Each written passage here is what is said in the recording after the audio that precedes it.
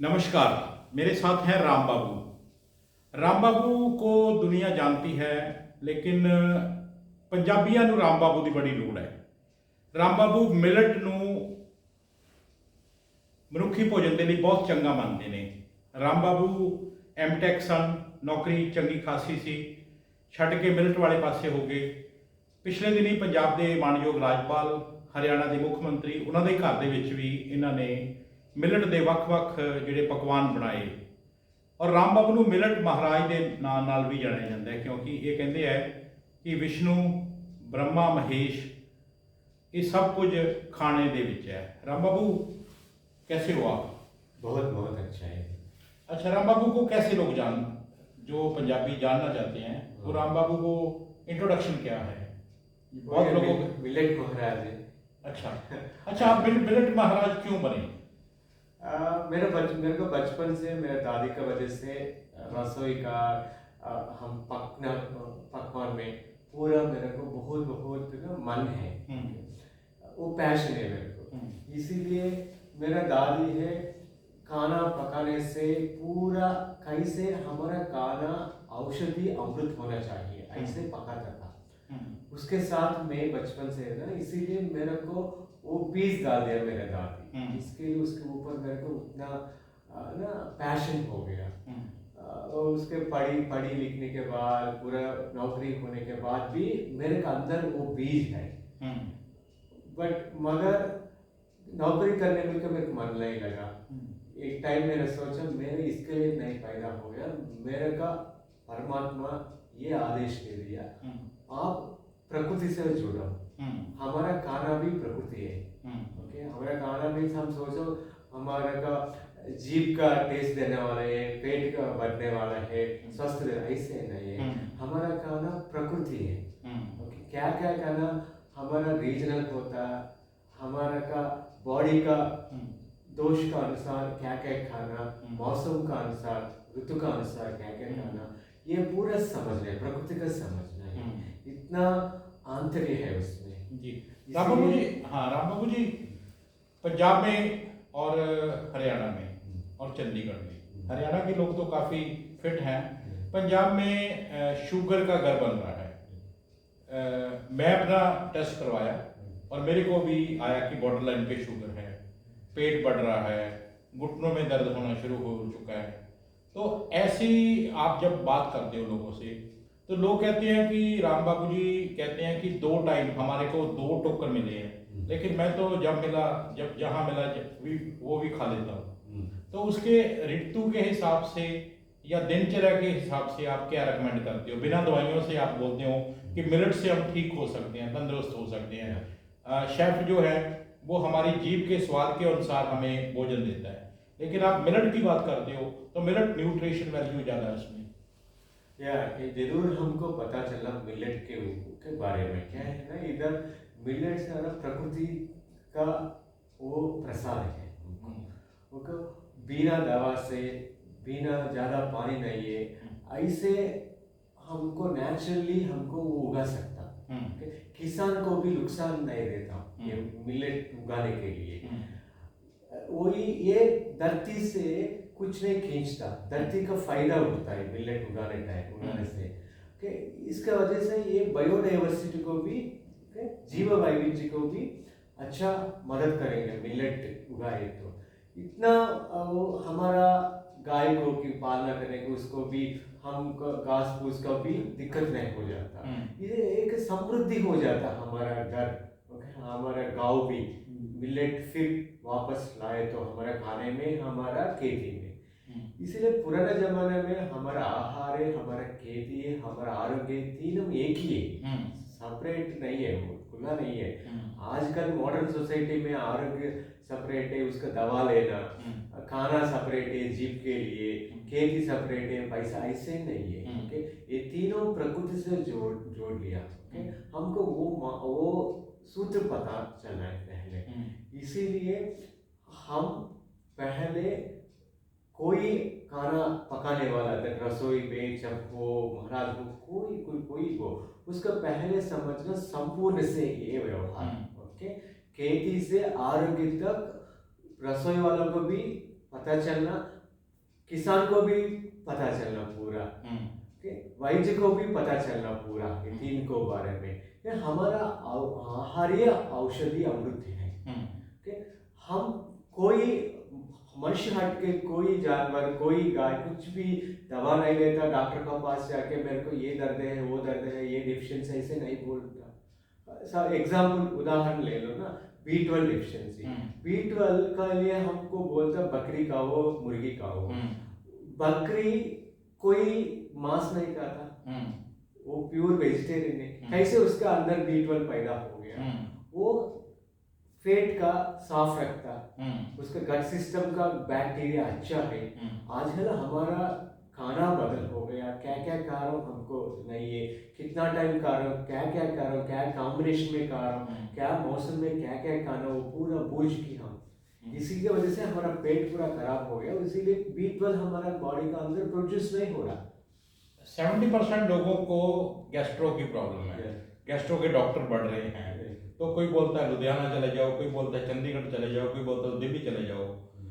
राम बाबू gastro के लिए, पेट के लिए क्या उपाय बताते हैं, क्या बेस्ट ओपिनियन बताते हैं, क्या लेना चाहिए, क्या नहीं लेना चाहिए, ऋतु सर्दी और गर्मी दोनों में छोटे छोटे टिप्स चाहिए हमें। क्या है ना, आपको पहले समझना हमारा पेट का। छोटा उदाहरण देता हूँ मैं, आपको घर को एक मेहमान आ गया, आप रसोई में कुछ पका के देना पड़ेगा। 10 लोगों 10 मेहमान आ गया, वो टाइम में आप रसोई का अंदर जाके और पका के देना पड़ेगा। 20 लोग आ गया और भी जाना पड़ेगा, ओनली पतीला साइज क्वांटिटी बढ़ जाता, नहीं तो एक आदमी हो, 10 आदमी हो, 20 आदमी हो, आपको घर को मेहमान आए तो रसोई में हमको काम ही काम। ऐसे अब एक मूंगफली खाए तो भी नहीं, तो ये इतना कटोरी कुछ खाए तो भी, एक ताली भी फुल ताली खाए तो भी इधर रसोई पेट में रसोई शुरू हो जाता, समझ गए ना? इसीलिए हम कुछ भी खा रहे आइटम में वो टाइम में ही खाना। आप लड्डू खाओ, मिलेट खाओ, कुछ भी खा लो, वो आधा घंटा में आप क्या क्या खा सकता वो ही उसका अंदर ही खाना। अभी मैं खाना थाली खा लिया, 1-2 घंटा का बाद और कुछ लड्डू खा लिया, और 2 घंटा बाद कुछ पी लिया, क्या हो जाता? ये शुरू हो गया, थाली खा लिया पहले, वो शुरू कर लिया डाइजेशन के ऊपर। उसके 2 घंटा के बाद आप लड्डू खा लिया, लड्डू गया, थाली आधा रास्ता में है, लड्डू अभी शुरू हो गया।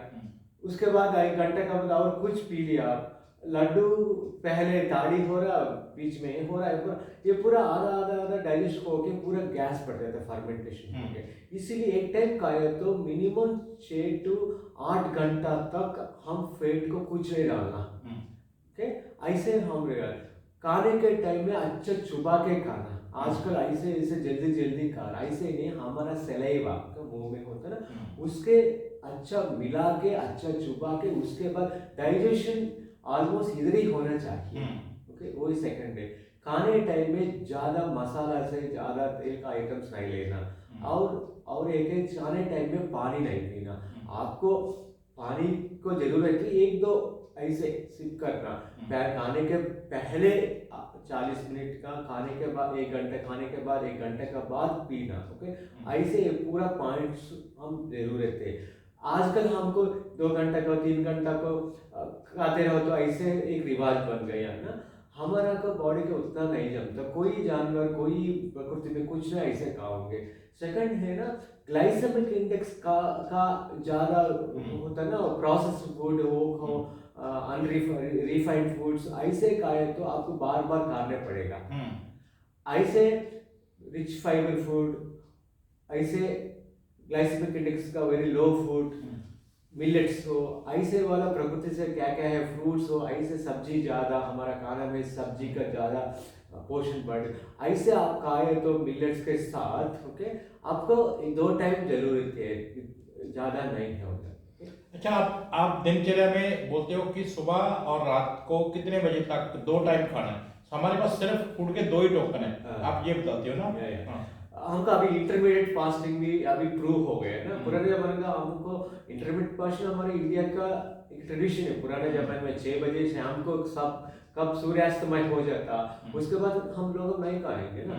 सूर्योदय का बाद खाएंगे, सुबह सूर्यास्तमय के पहले खाओगे, यही है। दो एक सूर्यास्तमय 10 बजे सुबह, शाम को 5-6 बजे 7 बजे मैक्सिमम, वो ये 2 खाना है। बीच में आपको कुछ भूख लगे तो कुछ फल ले सकता, कुछ ऐसे मुरमुरा ऐसे कुछ रोस्टेड ऐसे ले सकते, कुछ लाइट हल्का फुल्का, हेवी नहीं लेना कुछ। वो जमाना में हमको इतना बॉडी को फिजिकल एक्टिविटी, खेत में काम करना, रसोई में काम करना, घर का काम करना, वो जमाना में घर का डिजाइन भी ऐसे है, हमारा बॉडी का फिजिकल एक्टिविटी डिमांड करता था वो घर। आजकल घर का काम है नहीं है, कुछ नहीं है, बिता के काम कर रहा हूँ, फिजिकल एक्टिविटी उतना नहीं है हमको, इसीलिए हम बार बार का, मगर ऐसे हालत में हम और कम करना पड़ेगा, मगर आजकल ज्यादा कर रहा हूँ। वो जमाने में उतना करके भी 2 टाइम पेट भर के वो एक ही टाइम में, यहाँ पे कभी कभी विशेष दिन होता, कुछ संक्रांति हो, कुछ बसंत पंचमी, वो विशेष दिन में खाएंगे हम क्या क्या, वो दिन हम पूरा एक दिन हफ्ते को, महीने को 1-2 टाइम ऐसे खा सकता आपको, अच्छा कुछ फेस्टिवल ऐसे, बट डेली ऐसे नहीं खाना। पुराने जमाने में हमको मेहनत करने पड़ेगा कुछ भी अच्छा चीज बनाने के लिए, आजकल पूरा बाजार में मिल रहा आसानी से, इसीलिए हमको आदत पड़ लिया। राम बाबू एक बात और कहते हैं, राम बाबू कहते हैं कि पीतल के बर्तन और तांबे के बर्तन, सिल्वर के और लोहे के। हम तो घर में एक कढ़ाई ले आते हैं लोहे की, तो सारा साल वही चलती रहती है। आप इसको कैसे डाइवर्सिफिकेशन करते हो, बांटते कैसे? हमारा घर में मटका चाहिए, मटका का बर्तन चाहिए, कांचा का चाहिए, एंड लोहे का चाहिए, और तांबे का भी चाहिए। हम कब ये वाला खट्टा चीज बन रहा, खट्टा का चीज बन रहा, वो टाइम में मिट्टी का अंदर बनाना। ओके, दूध हो चावल हो पूरा हमको पित्तल का अंदर डाल सकता, नहीं तो मिट्टी का अंदर डाल सकता, मगर उसका कढ़ाई होना चाहिए, पित्तल का एंड तांबे का कढ़ाई होना चाहिए। वो पकने के बाद तुरंत उससे निकाल के दूसरा पतीले में, दूसरा कटोरी में लेना है।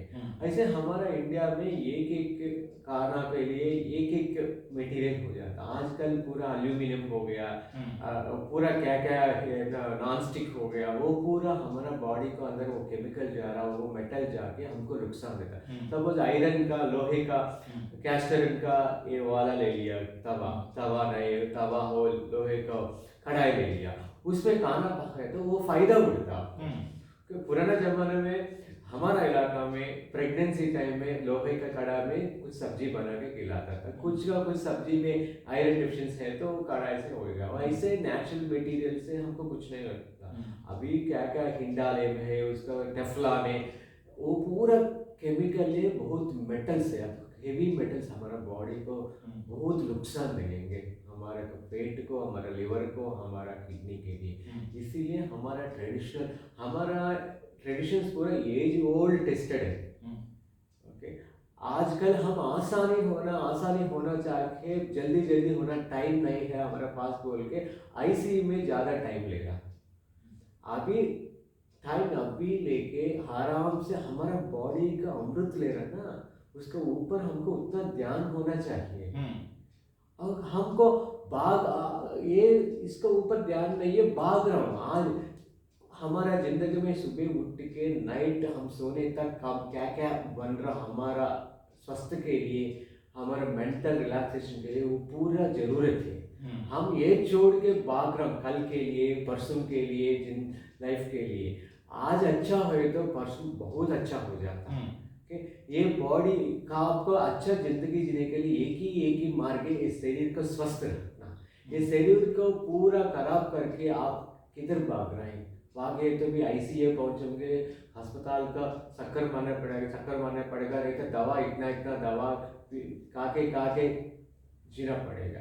मैं हॉस्पिटल्स जरूर रहते हैं, कब हमको इमरजेंसी है। बट मगर आजकल हॉस्पिटल जाना का इतना दवा केमिकल अंदर डंप करके बॉडी टॉक्सिक बनाने की आदत पड़ है, लोगों को उसके ऊपर सोच नहीं है, उसके ऊपर सोचने के लिए टाइम भी नहीं है। जो जो लोग वेजिटेरियन खाना चाहते हैं उसका मील क्या रिकमेंड करते हो, और उसका डिनर 6 बजे से पहले क्या रिकमेंड करते हो?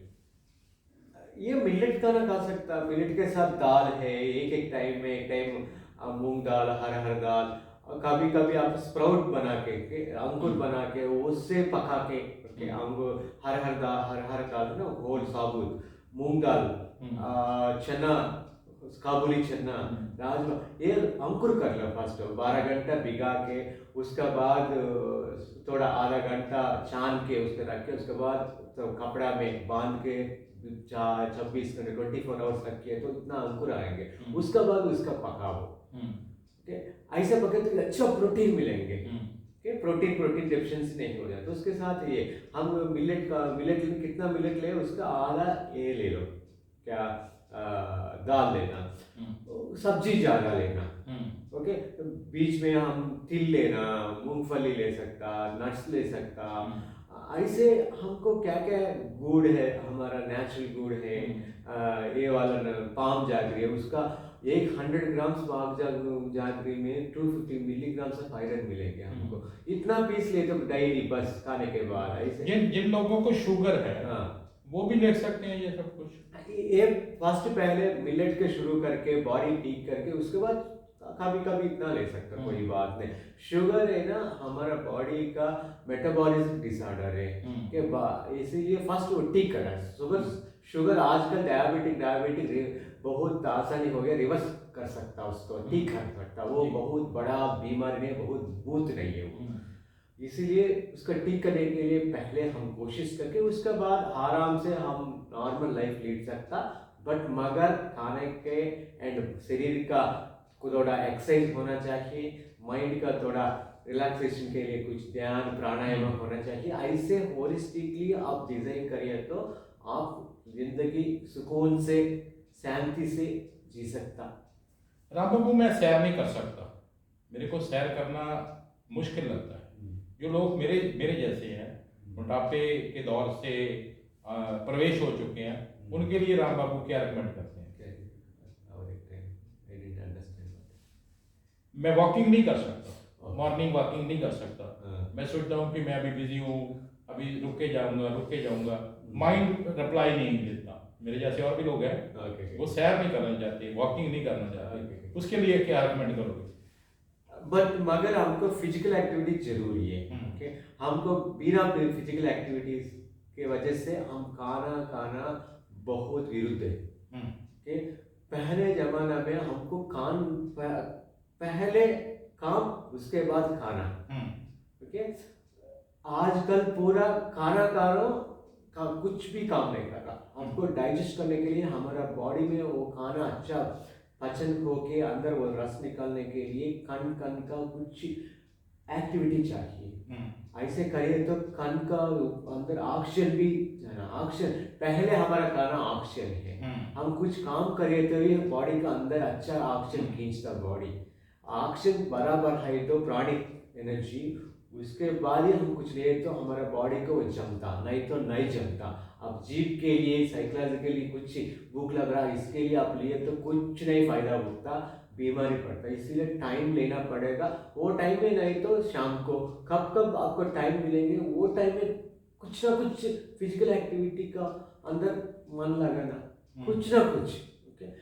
घर में भी आपको कुछ छोटा कमरे में तो बाहर है तो 1 किलोमीटर, इधर है तो 20-30-40 टाइम ऐसे घूम होना, थोड़ा वज्रासन में बिठाना, थोड़ा ऐसे कुर्सी में बिठा के ऐसे रिलैक्स में कुछ ना कुछ प्राणायाम करना, अंदर ऑक्सीजन लेके प्रॉपरली अंदर से पूरा टॉक्सिसिटी हमारा सांस रूपे से फेंकने के लिए एटलीस्ट आधा घंटा रिलैक्स। हम टीवी देख सकता, पेपर देख सकता, कुछ ना कुछ मूवी देख सकता, कुछ ना यूट्यूब देख सकता, उसका पूरा टाइम है हमको। 1 घंटा, सिर्फ 1 घंटा, 24 से 1 घंटा अपने ऊपर काम करने के लिए जरूर टाइम रखना। वही है, नो शॉर्टकट फॉर दैट, वही सोचना। सुबह नहीं तो दोपहर, दोपहर नहीं तो शाम को, नहीं तो खाने के पहले 10-15 मिनट, खाने के बाद 5-10 मिनट, ऐसे ऐसे कुछ ना कुछ टाइम रख के आप 1 घंटा जरूरी निकलना आपके लिए। जो लोग कहते हैं कि मैं तो वेजिटेरियन नहीं हूँ, नॉन वेजिटेरियन हूँ, उनके लिए क्या रेकमेंड करते हो? वो तो छोड़ नहीं सकते क्योंकि मसालेदार उसको सब चीज़ें चाहिए। मार्केट में इतने इतने बड़े बड़े शोरूम खुल गए, रेडी टू ईट वाला हो गया। अब गाड़ी में जाओ, ड्राइव थ्रू पे जाओ तो आपको सब कुछ मिल जाता है। हमारा बॉडी को पहले एक ही समझना, वेजिटेरियन का हमारा बॉडी डिजाइन हो गया, मगर आप नॉन वेजिटेरियन का बहुत आपको मन लगा, आपको खाने को वही आदत पड़ लिया, वो थोड़ा कम करके के एक ही टाइम लेना, नहीं तो हफ्ते के एक टाइम, ऐसे फर्स्ट पहले रिड्यूस करने का सोच लो।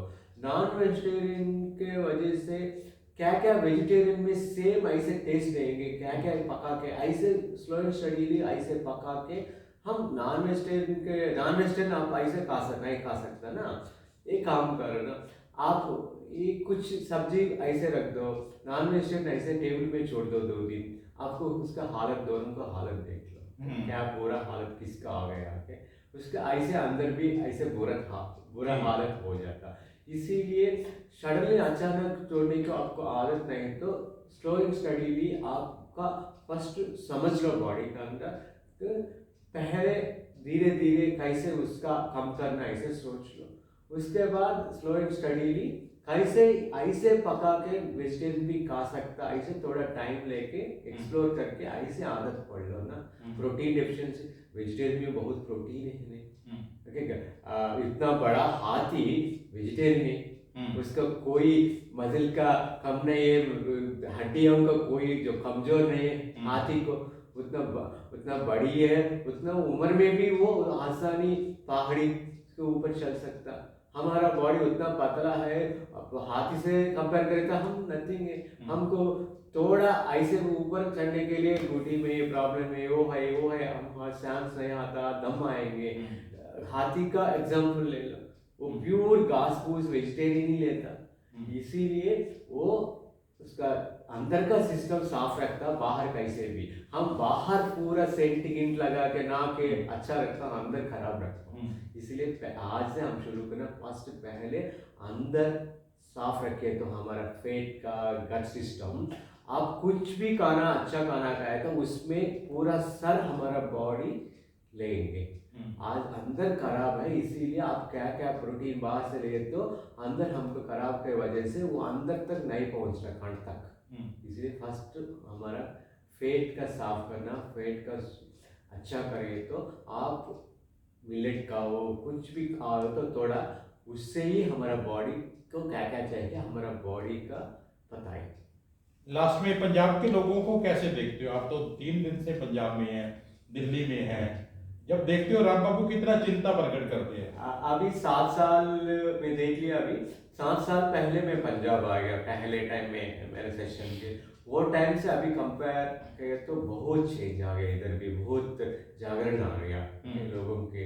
हाँ, मिलेट्स के ऊपर है, हेल्थ के ऊपर है, वो जरूरत थी ना, ये अच्छा, ये परिवर्तन अच्छा है, मेरे को अच्छा लगा। ओके, एक 7 साल पहले ओनली बाजरी पता है, जवार पता है, रागी पता है, आजकल कंगनी का बारे में बात कर रहे लोगों, हरी कंगनी के बार, कोदरा के बार, पूरा का पूरा सामा का बार, स्वान के पूरा का पूरा आजकल लोगों को अंदर वो ज्ञान आ रहा है। उसके साथ बच्चों को भी वो खिलाने के लिए कोशिश कर रहा है, टिक्की ऐसे कुछ कैंडी मिलेट का ऐसे बना के, ये बहुत अच्छा परिवर्तन है, देख के बहुत खुश है मैं। 7 साल में इतना परिवर्तन आ गया, मेरे को वो कॉन्फिडेंट है, और बहुत जरूर पंजाब का लोगों का अंदर ये फायदा हो के पंजाब एक हेल्दी पंजाब है ना। हमारा पंजाब है पहले सिंध का रीजन है, पूरा जिंदगी का वो जमाना में कल्चर दिखाया, बीच में ये पूरा खराब हो गया हालत मेरे का अंदर लगा बहुत जरूर, फिर वही हमारा लेगेसी, सिंध का लेगेसी कैसे फिर वो लेगेसी उठा के जिंदगी के फिर पंजाब खड़ा के दिखाएंगे, ऐसे मेरे को मन लग रहा, जरूर बहुत जरूर वो होंगे। Thank you. So Ram Babu ने जी मैं KVM के इसके वजह से बहुत बहुत धन्यवाद उमेंद्र दत्त जी, बहुत मेहनत कर रहा मेरे को और काफ़ी सोलमेट ऐसे उमेंद्र दत्त इतना साल से ऐसे ये काम कर रहा खड़ा के किसी को नहीं दिखा ऐसे खड़ा के ऐसे ना अंदर से कि उसका करने के कोई फायदा नहीं है, उसका कुछ फैमिली नहीं है, पूरा जिंदगी पूरा मेरा फैमिली ऐसे सोच के एक कदम के कदम ऐसे पकड़ के लोगों को आगे चल रहा, क्योंकि आगे पीढ़ी को तक पहुंचना है इससे, इसीलिए KVM को पूरा परिवार को और पंजाब परिवार को, आप 2 दिन का पहले मेला हो गया बैलेट मेला दिल्ली के राजघाट में, कौन कौन उसमें हिस्सा ले लिया, शेयर कर लिया, कौन कौन हेल्पिंग हैंड को हो गया उसमें, वो लोगों को पूरा मैं धन्यवाद बोलना चाहता हूँ आपके वजह से। राम बाबू कहते हैं कि KVM के जो कृषि खेती विरासत मिशन के उमेंद्र दत्त हैं, उन्होंने घर बार छोड़ दिया और लोगों के लिए काम कर रहा है, उनके लिए धन्यवाद करते हैं राम बाबू। और जिन्होंने उनके साथ 3 दिन बताए मिलेट मेले में, इससे पहले जब पंजाब आए तो राम बाबू उनका भी धन्यवाद करते हैं। और राम बाबू कहते हैं कि यदि हम 2 टाइम खाएंगे, 2 टोकन हमारे फूड का होगा तो हमारा सेहतमंद, मैं आपकी बात पे पूरा फॉलो करूंगा, ये मैं आपको इंश्योरेंस देता हूँ, भरोसा देता हूँ। और मेरे को लोग कह रहे हैं कि इतना टाइम हो गया मिलेट का प्रचार कर रहे हो, आप तो मोटे होते जा रहे हो। तो आज से राम बाबू मैंने आपके जो टिप्स हैं वो ली हैं और आगे से भी ऐसे टिप्स आप देते रहूंगी। आपका थैंक यू। जरूर जरूर, बहुत बहुत धन्यवाद आपको भी। Thank you. So Ram Babu ਸਾਡੇ ਨਾਲ ਇਸ ਤੋਂ ਬਾਅਦ ਕੇਰਲਾ ਦੇ ਵਿੱਚ ਇਹਨਾਂ ਨੇ ਜਾਣਾ ਹੈ ਤੇ ਹੋਰ ਵੀ ਪੰਜਾਬ ਦੇ ਵਿੱਚ ਪ੍ਰੋਗਰਾਮ ਹੋਣਗੇ। ਅਸੀਂ ਕੋਸ਼ਿਸ਼ ਕਰਦੇ ਹਾਂ ਕਿ ਰਾਮ ਬਾਬੂ ਦੇ ਜਿਹੜੇ ਨੁਕਤੇ ਨੇ ਉਹ ਤੁਹਾਡੇ ਤੱਕ ਪਹੁੰਚਾਏ ਜਾ ਸਕਣ ਤੇ ਖਾਸ ਤੌਰ ਤੇ ਮੈਂ ਵੀ ਇਹਨਾਂ ਨੁਕਤਿਆਂ ਨੂੰ ਅਪਣਾ ਸਕਾਂ। ਸੋ ਇਸੇ ਦੇ ਨਾਲ ਮੈਨੂੰ ਜਸਵਿੰਦਰ ਸਿੰਘ ਬਿੱਟਾ ਨੂੰ ਦਿਓ ਇਜਾਜ਼ਤ। ਧੰਨਵਾਦ, ਸਤਿ ਸ੍ਰੀ ਅਕਾਲ।